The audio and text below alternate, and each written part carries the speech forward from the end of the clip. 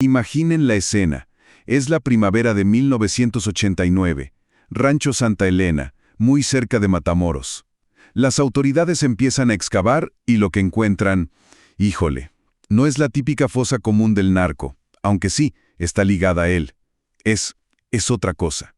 Algo que de verdad te hiela la sangre. Un altar profano. Un caldero lleno de sangre, cerebros, restos humanos, animales. El epicentro de un culto que mezclaba crimen organizado con rituales sádicos, con sacrificios humanos. Y de todo ese horror surgió un nombre que aterrorizó a todo México y, la verdad, a buena parte del mundo: los narcos satánicos. Bienvenidos a su canal Casos Perdidos, donde investigamos casos históricos impresionantes. Mi nombre es Vicky Raquel, no olviden darle like a este video y suscribirse. Así es, como ya lo mencionó mi compañera, hoy al igual que todos los videos, los dejaremos impresionados con la siguiente investigación. Mi nombre es Andrés, acomódense y disfruten del video.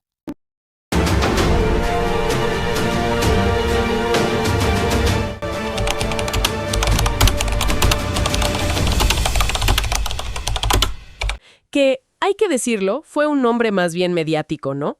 Pero que capturaba perfecto el espanto. Este grupo, liderado por Adolfo de Jesús Constanzo, un personaje carismático pero aterrador, no solo traficaba marihuana. No, él ofrecía algo más valioso para sus clientes: protección espiritual. Y su lista de clientes, según todas las fuentes, incluía narcos, gente del espectáculo y, presuntamente, altos funcionarios del gobierno. Una red de poder que parecía, de verdad, impenetrable. Hoy vamos a sumergirnos en este caso. La misión es desentrañar no solo los crímenes, sino la psicología detrás de todo esto. Y nos vamos a enfocar en la figura más controversial, la más enigmática, Sara Aldrete, a quien apodaron La Madrina. ¿Fue en serio la sacerdotisa diabólica que pintaron los medios? ¿Una mente maestra del mal? ¿O fue una víctima más, atrapada en la red de un manipulador como Constanzo? Vamos a analizar las motivaciones, la perversión de una religión y cómo el secuestro de un solo estudiante estadounidense, desató una cacería internacional que terminó en un baño de sangre aquí, en plena Ciudad de México. Para entender al grupo, creo que es indispensable empezar por su arquitecto, por Adolfo de Jesús Constanzo, el padrino. Porque no era el típico capo de la frontera, para nada. Su historia empieza muy lejos de ahí, en Miami, hijo de una inmigrante cubana, que además era sacerdotisa de Palo Mayombe. Exacto. Él crece totalmente inmerso en ese mundo. Lo inician en estas prácticas desde que era niño. Pero su enfoque, siempre fue distinto. Las fuentes señalan que desde muy temprano tuvo una visión, digamos, utilitaria y criminal de la fe. Mezclaba todo: catolicismo, estas prácticas, de una manera que le sirviera a él. Se muda a la Ciudad de México en los 80s y aquí su físico le ayuda muchísimo. Medía 1,90, era apuesto, y consigue trabajo como modelo. Y ese trabajo de modelo es su puerta de entrada. A mí lo que me parece increíble de las fuentes es la rapidez con la que asciende. O sea, tienes a este tipo, un modelo cubanoamericano, que llega a la CDMX y en nada de tiempo pone un consultorio de santería en la zona rosa. La pregunta es, ¿cómo? ¿Cómo pasas de leer las cartas y hacer limpias a liderar una secta asesina? El catalizador fue su carisma, que era magnético, y que su oferta de servicios estaba, perfectamente adaptada a su clientela. Empezó con lecturas de tarot, limpias para la buena suerte, y así atrajo a gente muy influyente: artistas, políticos, empresarios. Pero su menú fue evolucionando. Ya no era solo éxito o amor. Pasó a prometer cosas mucho más peligrosas: invulnerabilidad ante las balas, ser invisible para la policía. Y esa promesa, en el México de los 80s, con el narco a todo lo que daba, era el producto perfecto. Exactamente. Fue un imán irresistible para los narcos de la frontera, sobre todo para el clan de los Hernández de Matamoros. Y ellos no solo se hacen sus clientes, se vuelven sus socios. Le dan el control de rutas de droga y, lo más importante, le ceden el rancho Santa Elena para sus rituales. Y ahí es donde el negocio pasa de la magia blanca a la magia negra más extrema. Y para entender esa perversión, tenemos que hablar de la religión que él retorció, el Palo Mayombe. porque la prensa en ese momento gritaba satanismo, pero la raíz es otra, y es fundamental distinguir entre la práctica real y la versión de Constanzo. Es una distinción crucial, de verdad, porque el escándalo estigmatizó por completo una religión que es legítima. El palo mayombe ortodoxo es una práctica afrocubana que se centra en venerar los espíritus de los ancestros. Y el centro de todo es un caldero sagrado, la nganga. Este caldero, mira, es como un microcosmos. Lleva palos, tierra y, sí, restos humanos. Pero, y esto es clave, en la práctica real, estos restos, usualmente huesos, se obtienen de cementerios, con respeto, con un permiso ritual. Claro, como para crear un puente simbólico entre los vivos y los muertos. Justo, un puente simbólico. Pero la nganga que encontraron en el rancho Santa Elena No tenía nada de simbólico. Las descripciones forenses son explícitas. Era un receptáculo de horror. totalmente. Constanzo rompió con toda ética religiosa. Él dio un salto que nadie en esa religión daría. Pasó del sacrificio animal, que es común en muchas fes, al sacrificio humano sistemático. Su lógica era delirante. Él creía que un espíritu que moría, con un sufrimiento extremo, con un terror absoluto, se convertiría en un sirviente astral más fuerte. Más obediente. Un esclavo para su nganga. O sea que el sufrimiento de la víctima era el ingrediente activo. Precisamente. Por eso su nganga principal tenía cerebros, columnas vertebrales, corazones, sangre de sus víctimas, todo mezclado con animales. En sus rituales obligaba a sus seguidores a beber brebajes hechos con esto. La promesa era que este canibalismo ritual los volvería invisibles, la máxima garantía para un criminal. Y en este universo de horror con un líder sociópata y sicarios, aparece una figura que no cuadra, Sara Aldrete. Su perfil es un rompecabezas. No encajaba, para nada, con el resto del grupo. Para nada. Ella era en apariencia la antítesis de ese mundo. Era estudiante de honor de educación física en un college de Texas. Una atleta destacada, medía 1,85. Una joven popular bicultural, muy conocida en Matamoros y en Brownsville. Conoce a Constanzo en el 87 y, en muy poco tiempo, pasa de ser una clienta más a la madrina, la segunda al mando. Y la prensa se fue con todo. La convirtieron en la bruja, la sacerdotisa del diablo. La narrativa oficial, la de la fiscalía, la pintaba casi como la colíder intelectual. La acusación era que ella supervisaba a los seguidores y, lo más grave, que reclutaba y seleccionaba a las víctimas para los sacrificios. Exacto. Esa fue la imagen que se quedó en la mente de todos, la de una mujer poderosa y malévola. Sin embargo, su versión, la que ha mantenido por más de 30 años, es otra. Aldrete afirma que fue secuestrada por Constanzo, que una vez adentro ya no pudo salir y que la obligaron a participar bajo amenazas de muerte constantes, contra ella y contra su familia. Pero aquí es donde la historia se vuelve un laberinto. A ver, más allá de lo que ella dice, ¿qué sabemos de cómo se comportaba? Las fuentes de la investigación dicen que ella era la cara pública del grupo en Matamoros, la que veía a los clientes de las limpias.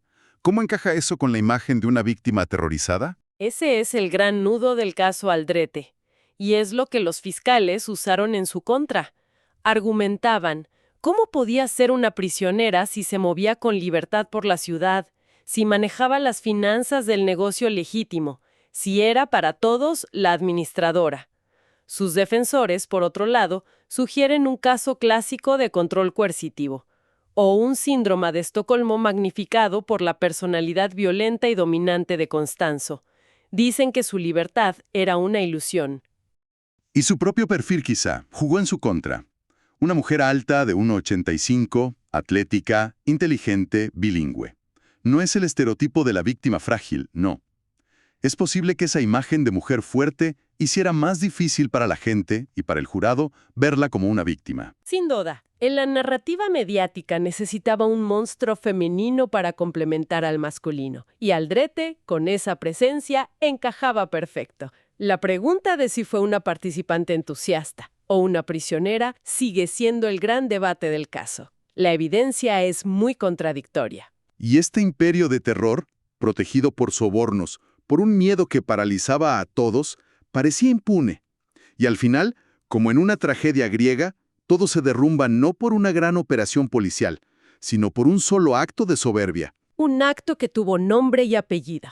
Mark Kilroy. Marzo de 1989. Vacaciones de Spring Break. Matamoros lleno de estudiantes gringos. Y Constanzo, según los testimonios, se obsesionó. Necesitaba un sacrificio más poderoso. Quería el cerebro de un anglosajón. Creía que eso le daría a Zunganga una protección superior. Y Mark Kilroy, un estudiante de medicina, fue elegido al azar. En la calle. Y las fuentes en este punto son escalofriantes. Los reportes hablaban de al menos una docena de cuerpos previos en el rancho. La mayoría pequeños traficantes, gente local, cuyas desapariciones pues ni eco hicieron. Pero secuestran a Mark Kilroy y de la noche a la mañana todo el aparato del Estado y el diplomático se encienden. Exacto, y esa es la clave trágica y cínica de todo. La nacionalidad de la víctima lo cambió todo. Ya no era un asunto local de desaparecidos que se podía archivar. La presión de la Casa Blanca sobre el presidente Salinas de Gortari fue inmensa. El tío Sam quería a su sobrino de vuelta. El FBI entró a la investigación aquí, en suelo mexicano, y de repente encontrar a Mark Kilroy se volvió prioridad nacional. Eso hizo imposible que los protectores locales del culto pudieran seguir ocultando los crímenes.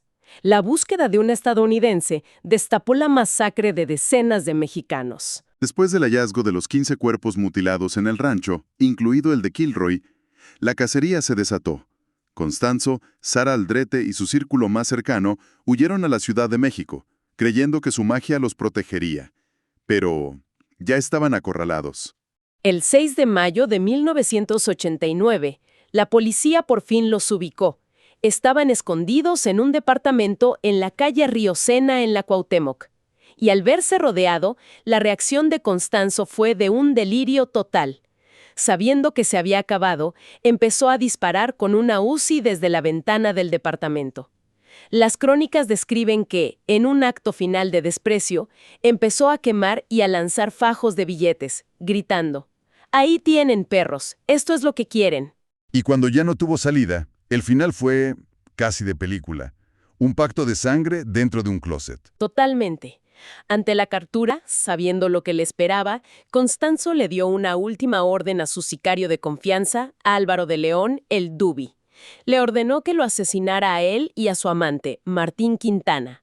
Según el Dubi, al principio se negó, pero Constanzo lo amenazó con tormentos eternos si no obedecía. Y al final cumplió la orden. Los acribilló a los dos dentro de un armario. Cuando la policía entró, encontró los cuerpos. Sara Aldrete y los demás fueron capturados vivos. El padrino estaba muerto. ¿Pero qué quedó después de todo eso? ¿Cuáles fueron las consecuencias reales? Dejó un impacto profundísimo en dos frentes. Primero, desató un pánico satánico en México.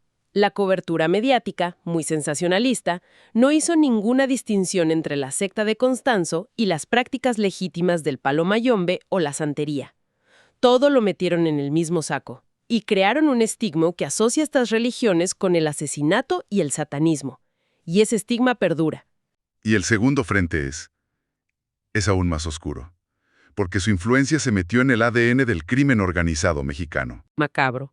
Esta idea de que la profanación del cuerpo, la mutilación, la tortura extrema, no solo sirven para matar, sirven para aterrorizar a un nivel existencial.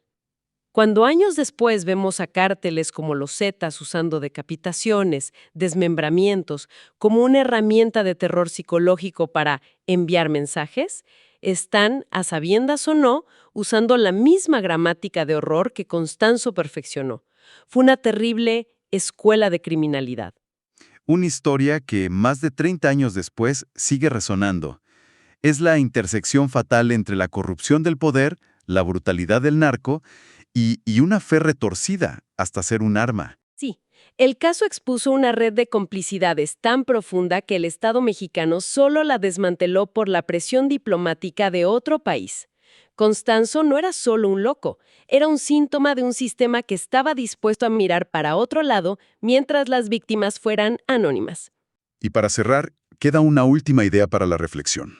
Algo que surge de las fuentes más recientes sobre el caso. A lo largo de sus más de 30 años en prisión, Sara Aldrete ha denunciado sistemáticamente que fue brutalmente torturada durante su detención, para obtener una confesión que encajara con la narrativa que la prensa ya había construido. Y esto plantea una pregunta inquietante. En la prisa por cerrar un caso tan escandaloso, por calmar la presión mediática y la crisis diplomática, es posible que el propio sistema de justicia haya sacrificado el debido proceso para construir la narrativa del monstruo perfecto que el público y el poder necesitaban.